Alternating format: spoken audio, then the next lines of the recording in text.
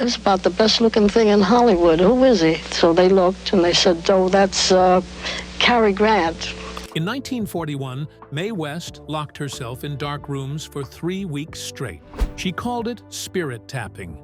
She waited for knocks, whispers, messages from another world. The woman who saved Paramount Studios claimed dead people helped her write every script. Victorian ghosts visited her bedroom. Once, she said she received an entire movie idea in 54 seconds after hearing music. Was she brilliant or something else? The truth about Hollywood's boldest star might be darker than anyone imagined. Mae West was born into chaos on August 17, 1893, in Brooklyn, New York. Her father was a full-blown brawler who worked as a special policeman and sometimes did muscle work for local crime bosses. Her mother was a German immigrant who once dreamed of becoming an actress, but ended up modeling corsets. Their lives were already far from ordinary, and Mae's childhood was no different. She grew up in a rough mix of Brooklyn and Queens, surrounded by hard edges, fast mouths, and people who lived by bending the rules. Matilda didn't believe in strict parenting. She didn't yell or punish. Instead, she encouraged Mae's independence, letting her act out, dress up, and perform however she wanted. It didn't take long for that freedom to turn into ambition. By age 5, Mae was already performing in public. She wasn't just some cute kid on stage, she had attitude. That fiery confidence came from both her parents. Her father's tough guy energy and her mother's showbiz dreams clashed in her veins, and it made her unstoppable. By the time Mae turned 8 in 1901, she wasn't just performing, she was winning. She made her debut as Baby Mae at the Royal Theatre and took home the prize for her cheeky performance of Moving Day. One night, when the spotlight didn't turn on fast enough, she stomped her foot and yelled, "Where is my spotlight?" The crowd roared. That kind of fire in an 8-year-old was rare, and people noticed. Some thought it was inappropriate, others thought it was genius, but everyone remembered her. Her mother was her backstage engine, sewing costumes and handling bookings. By 9, Mae was a regular in talent shows. She knew how to grab a room and never let go. It was more than talent, it was instinct. Her childhood wasn't about tea parties and dolls. It was about stage lights and applause. That early fame and the attention it brought shaped everything that came next. Mae didn't play by the rules, especially not gender ones. Between 1901 and 1905, she joined Hal Clarendon's stock company and played male roles like Little Lord Fauntleroy. At a time when girls were supposed to act ladylike, Mae dressed as boys and nailed every line. People were shocked, but impressed. This wasn't just play acting. It was Mae testing the boundaries of identity before anyone talked about that stuff. Her walk, her voice, her confidence, it all started to blur the lines between what was feminine and what was not. By the time she was 12, she had mastered the shimmy, a dance move considered scandalous. By 14 in 1907, she had fully stepped into the vaudeville world. She was now the baby vamp, and the name said it all. She wasn't some shy little girl on stage. She was bold, flirty, and magnetic. She sang, danced, cracked jokes, and played with fire in every performance. People couldn't decide if they should be amazed or offended. Either way, she was getting paid. On April 11, 1911, 17-year-old Mae West married Frank Wallace in Milwaukee. It wasn't a grand wedding. In fact, almost no one knew about it. A booking agent convinced them to keep it secret. He said Mae's career would suffer if people thought she was married. So they hid it for over 20 years.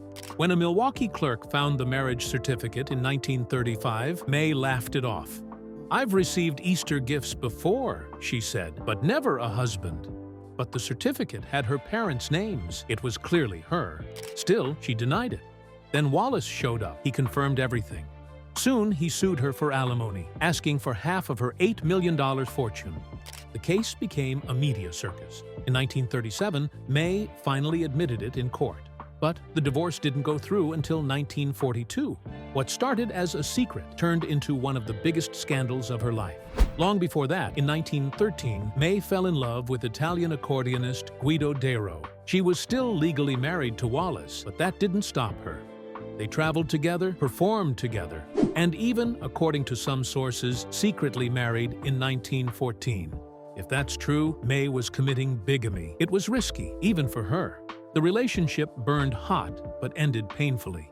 In 1920, after Mae became pregnant, her mother urged her to get an abortion. She said a child would ruin Mae's career. The procedure nearly killed Mae. It also left her infertile for life. When Darrow found out, he was heartbroken. He ended the relationship. That part of her story stayed hidden for decades, but it shaped who she became: tough, driven, and guarded. Mae didn't waste time looking back. In 1918, she shocked Broadway with The Shimmy. It was a wild, shoulder-shaking dance no one had seen on a New York stage before. She performed it in the musical Sometime. The Shimmy had already caused a stir in Chicago, but Mae brought it to the big time. Conservative critics were horrified. Audiences were thrilled. The show ran for 8 months, the longest of the season. By 1919, The Shimmy had taken over nightclubs, vaudeville, and Broadway revues. Variety magazine even complained that shimmy dancers were overshadowing entire productions. But Mae didn't care. She had become the face of risque entertainment, and people couldn't get enough. By 1926, she was ready to push the line even further. That April, under the fake name Jane Mast, she wrote and starred in a play called Sex. It wasn't subtle. Mae played a prostitute named Margie Lamonte. The story took audiences into brothels, police corruption, and the darker corners of survival. Critics hated it. The New York Times called it crude and inept, but the public disagreed. Over 325,000 people bought tickets. The play ran for 375 performances. Moral groups were furious. The Society for the Suppression of Vice started sending officers to the theater. They sat in the crowd, waiting for a reason to shut it down. The reason came on February 9, 1927. That night, Mae performed one of the play's most dramatic scenes. Her character pulled a gun on a pimp and called the police. What Mae didn't say out loud, but surely knew, was that real police were standing just off stage, waiting to arrest her. They let her finish the show. They let the cast change out of costume. Then, they took everyone in. On April 19, 1927, Mae West was sentenced to 10 days in the women's workhouse on Welfare Island. Her crime? Writing, producing, directing, and starring in a Broadway play called Sex. The charge was obscenity and corrupting the morals of youth. But Mae didn't flinch. As the judge read the sentence, she calmly reached into her purse, pulled out a compact, and started applying rouge to her lips. The courtroom buzzed. Reporters scribbled. This wasn't shame, it was theater. She didn't just walk out, she swaggered out. One reporter said she was the coolest person during the imposing of sentence. As she was led away, she threw a line over her shoulder that would echo for years. "Give my regards to Broadway." That moment, defiant, stylish, and sharp, turned her arrest into a national headline. She wasn't just an actress now, she was a sensation. Her punishment became her spotlight, but the drama didn't stop in the courtroom. The moment she arrived at the women's workhouse, a scandal broke out over underwear. Mae brought her own silk garments, of course, but prison officials insisted she wear the rough cotton standard issue underwear. What should have been a routine part of jail time turned into a tabloid feeding frenzy. The Daily News had a field day. They claimed she groaned, "Ugh," as she pulled on the itchy stockings. Some papers said she begged the warden to let her keep her silks. Others painted vivid pictures of her glamorous struggle in a drab cell. Even the New York Times got in on it.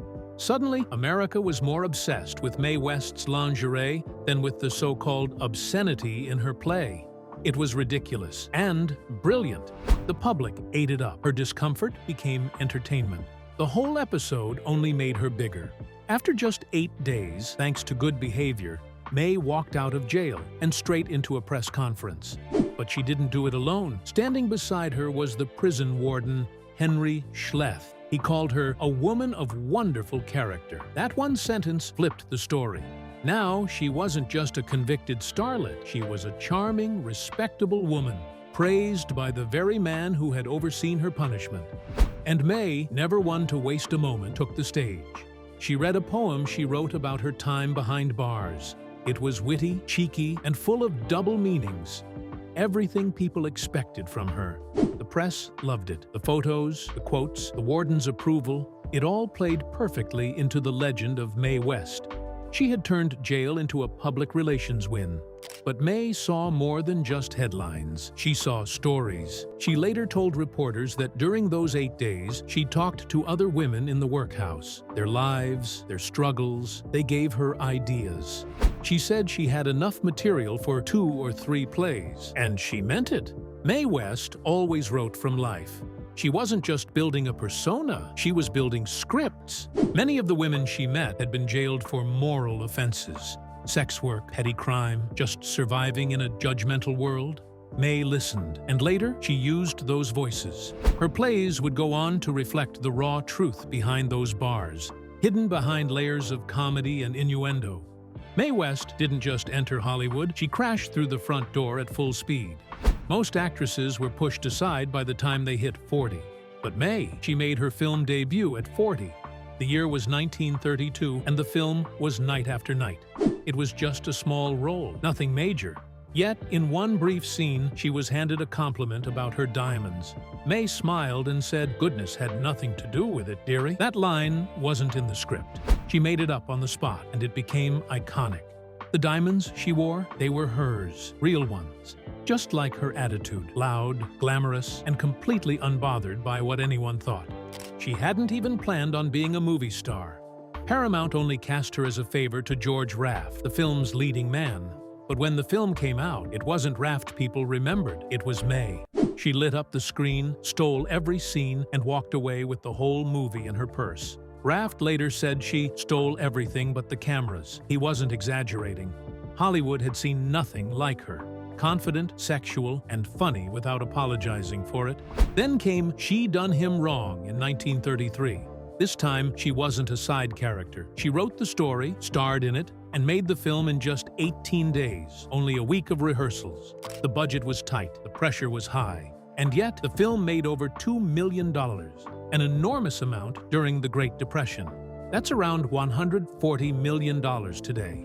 People packed theaters to see her flirt, wink, and deliver the line, "Why don't you come up sometime and see me?" The line became legend, so did she. Cary Grant was the male lead in that film. Hardly anyone knew him then. Mae changed that. She made him a star. He even said later that he learned timing and comedy just by watching her. Critics were shocked that a movie so full of double meanings and innuendos could be such a hit. The censors were horrified.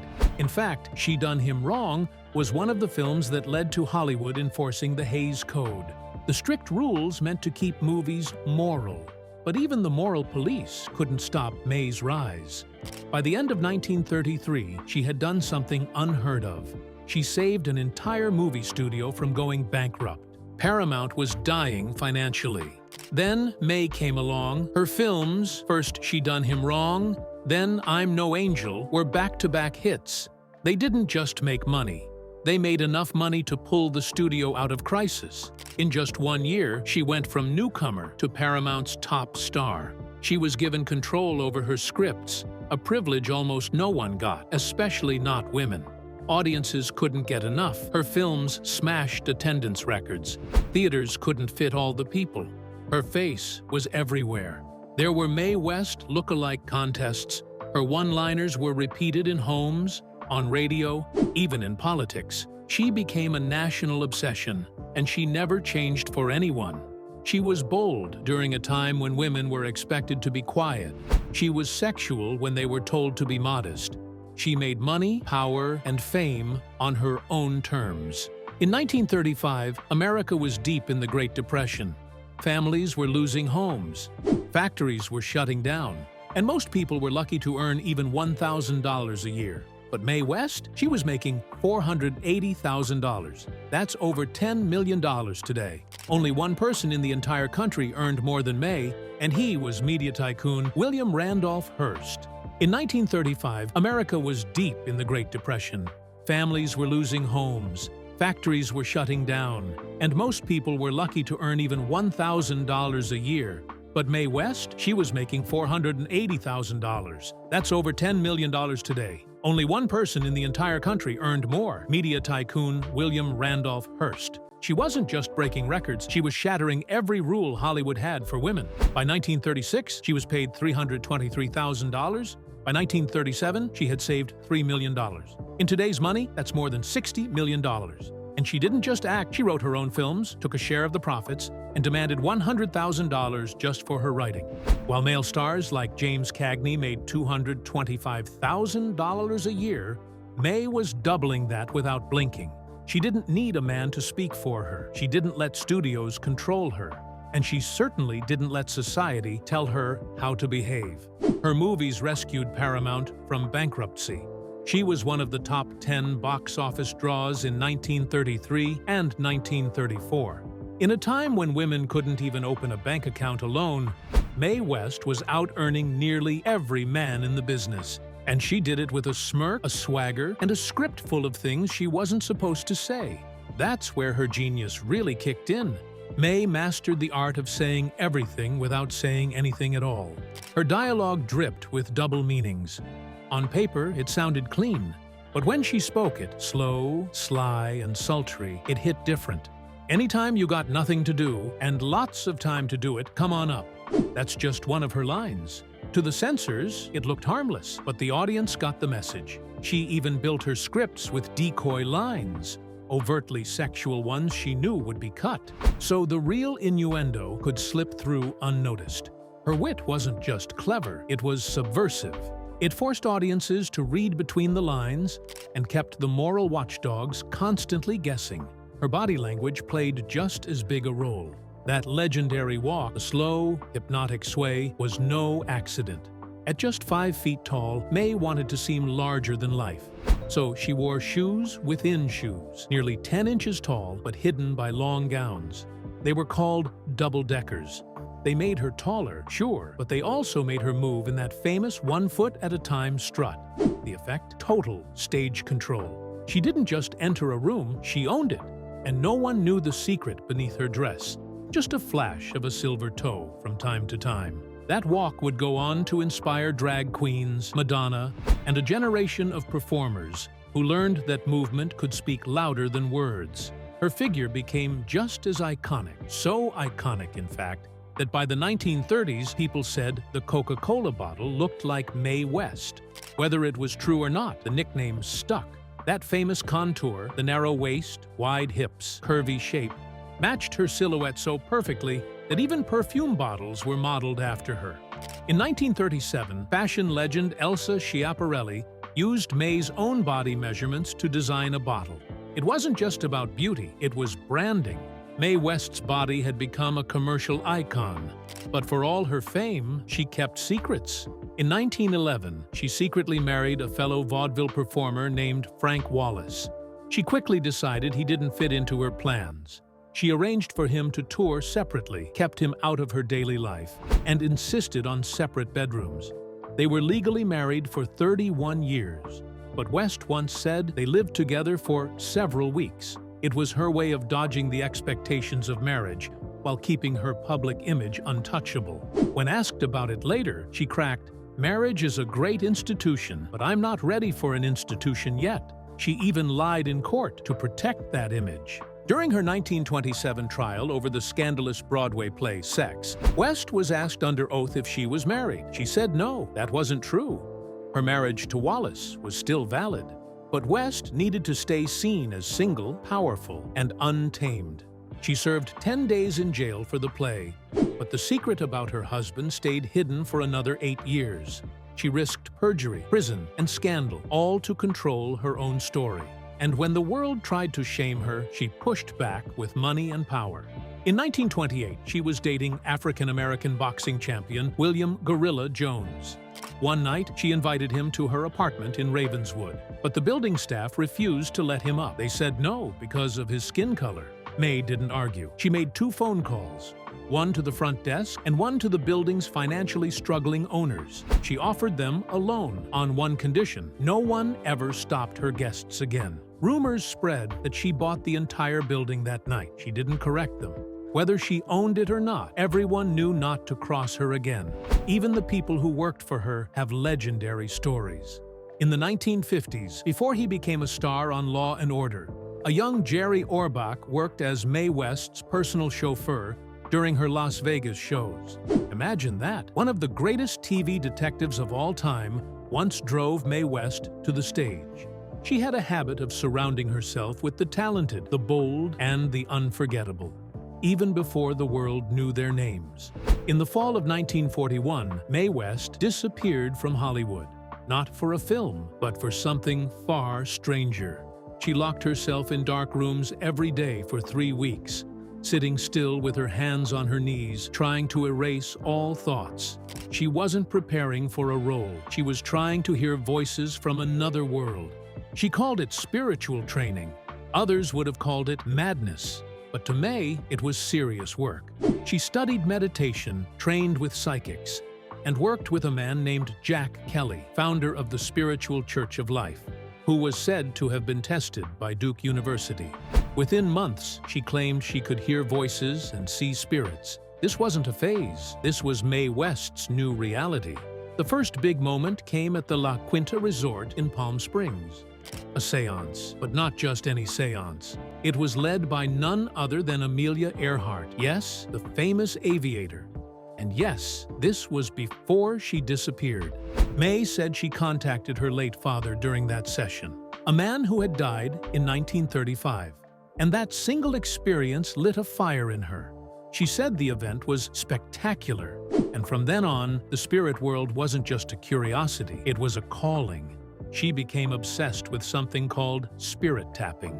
In the dead of night, she'd sit quietly, waiting for taps, knocks, anything that could be a message from her father. Mae believed those taps were real communication. She trained herself to enter trances, shut out all distractions, and hear what others could not. Some nights, she sat in silence for hours. Sometimes, she'd emerge saying she heard entire conversations. She called it touching the hem of the unknown. But the unknown didn't always knock politely. Sometimes, it barged in.